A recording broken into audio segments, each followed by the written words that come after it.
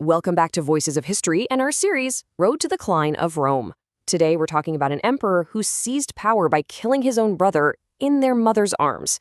An emperor who then, mostly out of greed, passed a law that changed what it even meant to be Roman forever. He was an absolute tyrant who ruled with a sword, but somehow he still managed to leave his name carved in stone. This is the story of Caracalla. Our story kicks off in 211 AD, way up in Britannia, at the deathbed of the Emperor Septimius Severus. And his final words to his two sons? Well, they weren't some touching plea for peace or wise governance. Nope, it was a cold, hard formula for survival in a brutal world.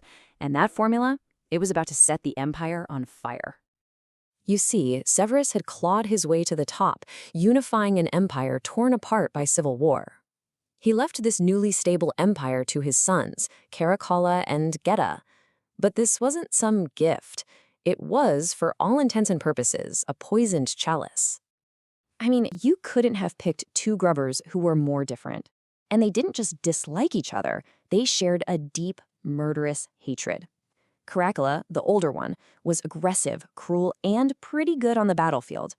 Geta, he was seen as the gentler one, the one the Senate liked, and his brother absolutely despised him for it.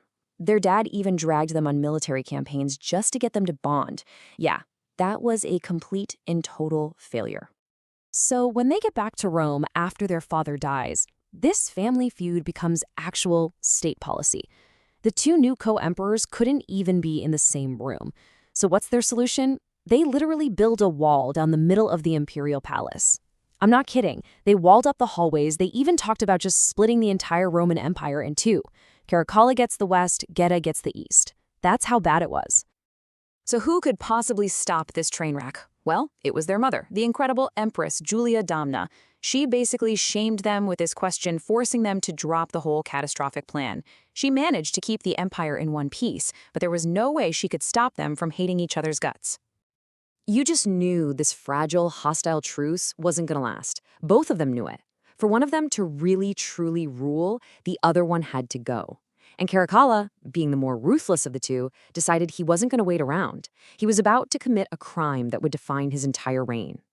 So in December of 211, Caracalla sets a trap. And this is just chilling. He uses his own mother as bait. He convinces her to set up a private meeting for the two of them in her apartment to finally make peace. Geta shows up, totally unarmed, expecting to talk. The second he's inside, Caracalla's soldiers burst in. Geta runs to his mother for protection, and they stab him to death right there in her arms. So what does Caracalla do with his brother's blood on his hands? He doesn't grieve, he runs. He runs straight to the Praetorian Guard camp because he knows they're the only people whose opinion actually matters. His story? Simple. Geta tried to kill me. I was just defending myself. He knew exactly where the real power in Rome was, and it wasn't with the senators. To make sure nobody could challenge him, Caracalla unleashed an absolute wave of terror. The Senator Cassius Dio, who lived through it, estimated that 20,000 people were executed. Anyone who supported Geta, their families, their friends, all hunted down. And that wasn't even enough. He declared a damnatio memoriae. He wanted to literally erase his brother from history. Statues were smashed, his name was chiseled off of buildings. It was an imperial-scale cover-up. So now, he's the sole ruler, undisputed. And what does he do? He goes right back to his father's advice. He's not going to rule with the love of the people or the respect of the Senate. No, he's going to rule with an army that's been bought and paid for. But look, don't get him confused with a guy like Commodus. Caracalla wasn't some lazy, incompetent tyrant. And that's what makes him so terrifying. The sources all agree. He was smart, he was hardworking, and he knew how to lead an army. He wasn't just cruel, he was efficiently cruel. His entire reign was basically one simple transaction. He jacked up the army's pay, showered them with bonuses, and in return, they kept him in power. As for the Senate and the people of Rome, he couldn't have cared less, just like his dad told him. Sure, he built the incredible baths of Caracalla, this massive, beautiful gift to the city, but even that didn't work. They just saw him for what he was, a sullen, vicious murderer. Okay, so there's one big problem with showering your army with money. It costs a fortune. The treasury was running on fumes. So, to fix this, Caracalla makes a move in 212 AD that would, for better or for worse, change the Roman world forever. It's called the Constitutional Antoniana, or the Edict of Caracalla. And with the stroke of a pen, he made every single free man in the entire empire a full Roman citizen. From Scotland to Egypt. You have to understand, before this, citizenship was a huge deal, a special status. After this, everybody had it. So the big question is, why? Why would he do it? Well, the official story was all about creating unity and pleasing the gods. But Cassius Dio, who was right there in the Senate, tells a much more cynical story. He basically says, follow the money. See, only Roman citizens had to pay certain taxes, like inheritance tax. By making everyone a citizen, Caracalla created millions of new taxpayers overnight. All that new cash could flow straight to his soldiers. And that's the great irony of this whole thing. On paper, it was this massive act of inclusion. But in reality, it just devalued what it meant to be Roman. That special privilege was gone. Suddenly, everyone was a citizen, which really just meant everyone was an equal subject to the emperor and his army.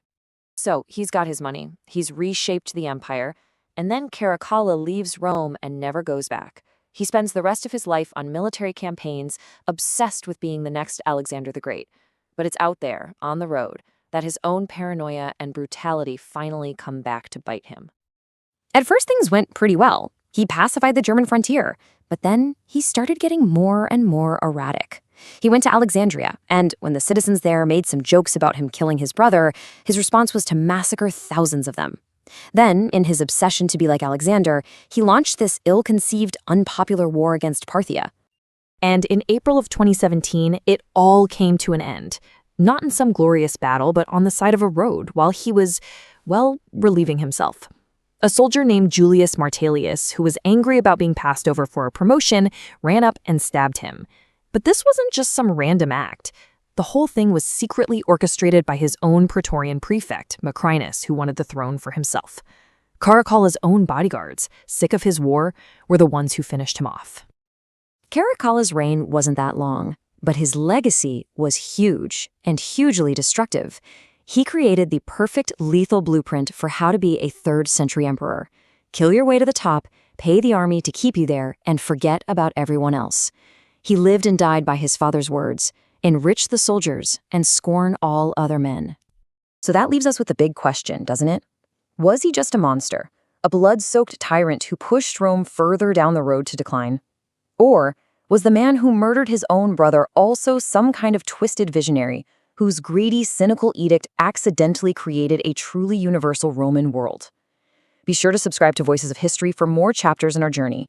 See you on the roads of the empire on the way to the decline of Rome.